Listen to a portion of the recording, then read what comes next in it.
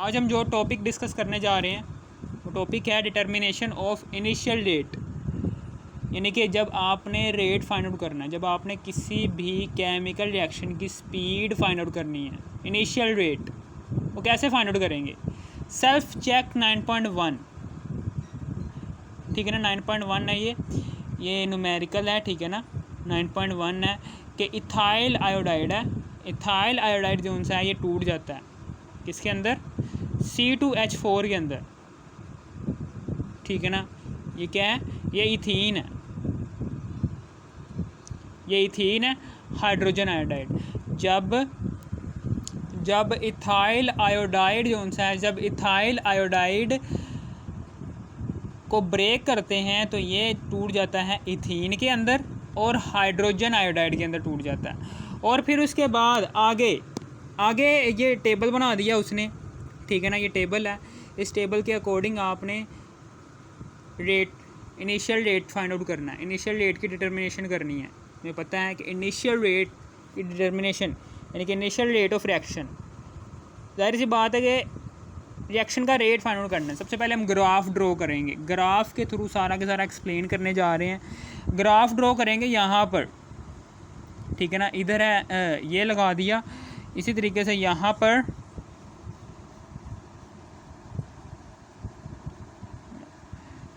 ठीक है ना। ये इनिशियल रेट आ गया। अब फिर हमें पता है यहाँ पर टाइम आ जाएगा। नीचे क्या है?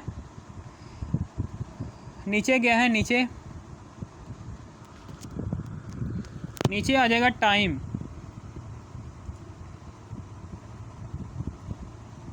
ये सेकंड में आ गया टाइम, यहाँ पर 0 आ गया, ये 0।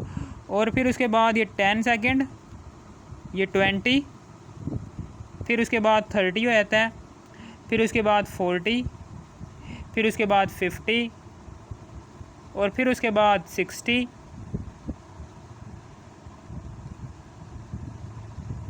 70, और फिर उसके बाद 80।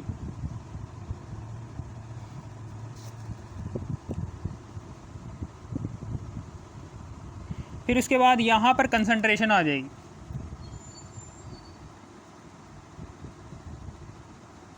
कंसंट्रेशन आ जाएगी जो कि इसका यूनिट क्या होता है? मोल पर dm³। मैं लिख नहीं रहा, ठीक है ना। किसकी कंसंट्रेशन? C2H5 की, यानी कि concentration of, molar concentration of C2H5, molar concentration of ethyl iodide, ठीक है ना। समझ आ गई। यहाँ पर अब हम क्या करेंगे? इधर 0, फिर उसके बाद 0.05 आ जाएगा, फिर उसके बाद मज़ीद इसमें और ऐड करेंगे 0.10, ठीक है। फिर उसके बाद 0.15 ऐड करते जाओ, 0.20, फिर उसके बाद 0.5, और फिर उसके बाद आगे है जी 0.30, और फिर उसके बाद 0.35, और फिर उसके बाद 0.40। यहाँ पर अब जब हमने इथाइल आयोडाइड, जब इसकी कंसंट्रेशन क्या थी? 0 थी। जब इसकी कंसंट्रेशन 0 थी, जब टाइम क्या था? जब टाइम 0 था, उस वक़्त इथाइल आयोडाइड की कंसंट्रेशन क्या थी? 0.36। 0.36 यहाँ पर आएगा कहीं पर, 0.36 यहाँ पर, 0.35 से थोड़ा सा ऊपर आएगा इधर, मैं यहाँ पर लगाया था, ठीक है ना। 0.36, 0.35 के ऊपर ही आएगा ना। चलो ठीक है, मैं यहाँ पर लगाया। तब क्या था? टाइम 0 था। लेकिन जैसे ही 15 मिनट यहाँ पर फॉर एग्ज़ाम्पल इधर करके 15 मिनट हो जाता है। 15 मिनट पर 0.30 है जी ये,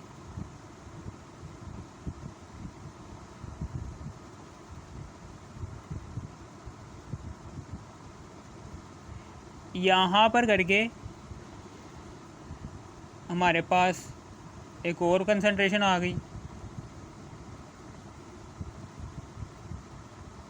और फिर उसके बाद आगे जब 30 सेकंड हो जाता है, जब टाइम क्या आता है 30 सेकंड, तो 0.25 आ जाएगा। ये 30 सेकंड है, इसको ऊपर करो और 0.25 जो सा है इसको आगे करो।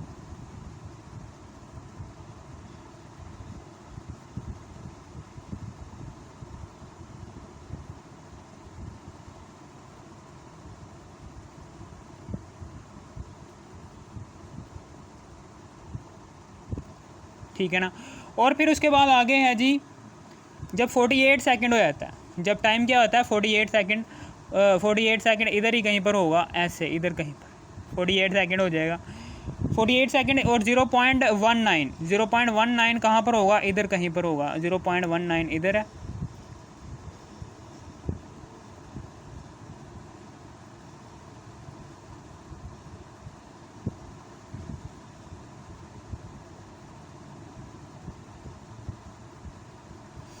इसके बाद 75 मिनट कहाँ पर होंगे, इधर करके होंगे, बिल्कुल दरमियान में 75 मिनट है जी यहाँ पर।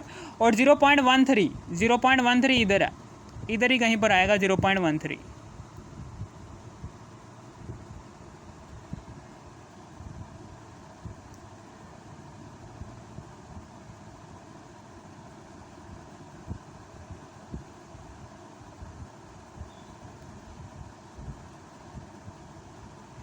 इस तरीके से हमारे पास ये आ गया। ठीक है ना, यहाँ पर करके ये पॉइंट्स आ गए। ठीक है ना। अब इनिशियल डेट कैलकुलेट करना चाहते हैं। ठीक है ना, इनिशियल डेट कैसे कैलकुलेट करेंगे, सबसे पहले तो हम जहाँ कहीं भी कैलकुलेट करना चाहते हैं ना, हम वहाँ पर क्या करेंगे, ट्रायंगल ड्रॉ कर देंगे ऐसे करके।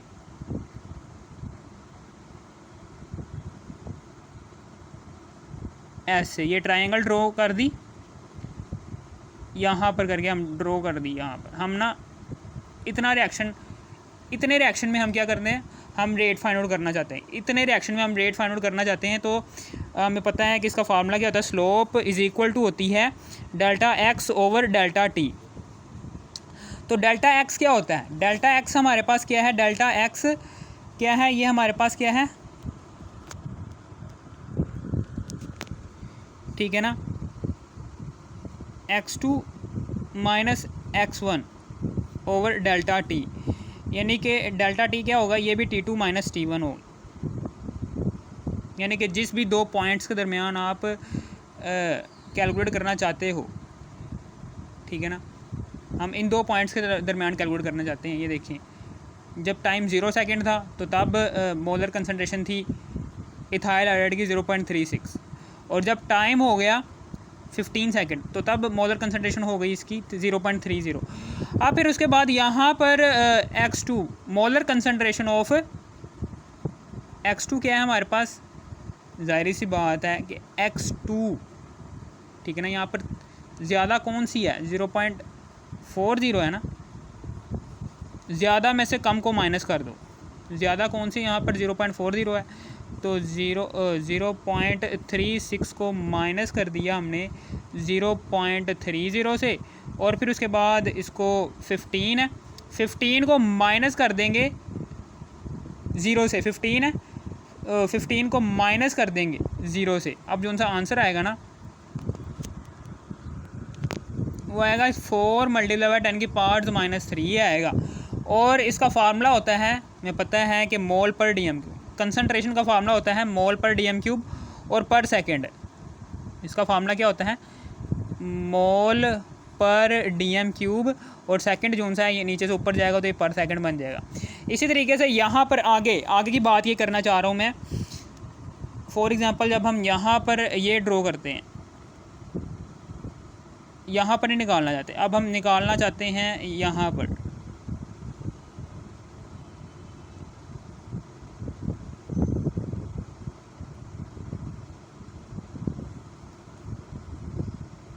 हम क्या निकालना चाहते हैं, हम यहाँ पर निकालना चाहते हैं, यानी कि इन दो पॉइंट्स में 0.40 और 0.25 में, तो ये भी आंसर सेम ही आएगा, delta x over delta T. ठीक है ना, 0.36 को माइनस कर देंगे 0.25 से, ठीक है ना, और ओवर ये 15 है, 15 में से माइनस कर देंगे कौन सा है ये 30, आंसर सेम ही आएगा, आंसर क्या आएगा, सेम ही आएगा।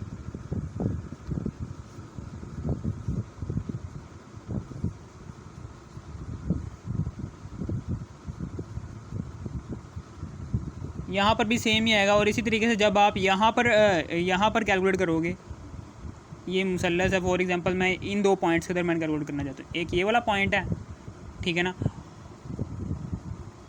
और फिर उसके बाद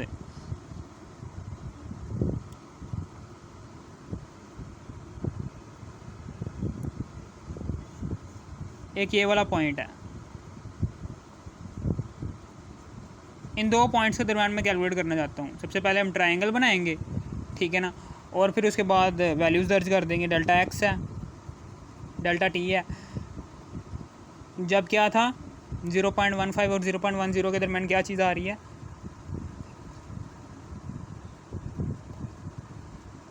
0.19,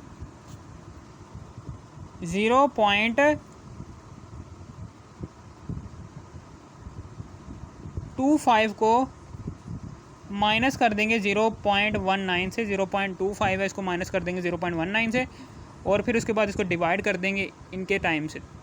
48 में से माइनस करेंगे 30, हमारे पास आंसर सेम ही आएगा, ठीक है। आंसर हमारे पास 10 की पावर -3, यही आंसर आएगा।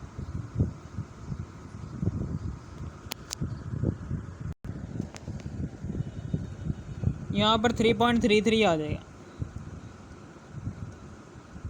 3.33 मल्टीप्लाई 10 की पावर -3, यह आंसर आ जाएगा।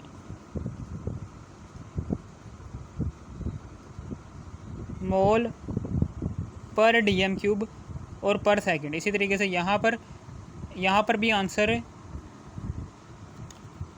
कितना आएगा, 0.36 में से माइनस करेंगे 0.25 को 0.36, में से माइनस किया 0.25, यह आ गया, और इसको डिवाइड कर देंगे 30 के ऊपर।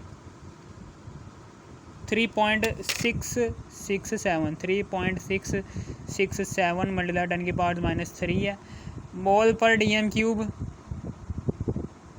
और पर सेकंड, ये आंसर आ गया।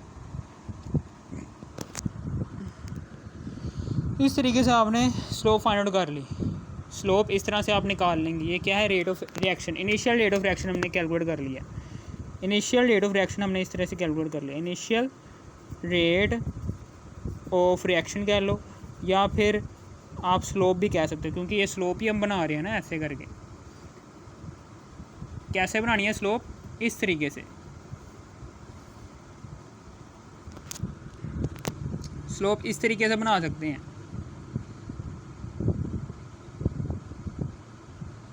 ऐसे करके मुसल्लस ही स्लोप बनानी है, ठीक है ना। जिस भी दो पॉइंट्स के दरमियान आपने initial rate of reaction calculate करना है, उन दोनों पॉइंट्स के दरमियान इस तरह से स्लोप बनानी है, और ये वाला फार्मूला लगाकर, ठीक है ना, initial rate of reaction find out करना है। अगर आपको इस वीडियो की ज़रा सी भी थोड़ी सी भी समझ आ रही है, इस वीडियो को कर दो लाइक, और सब्सक्राइब और शेयर भी कर देना। Thanks for watching me.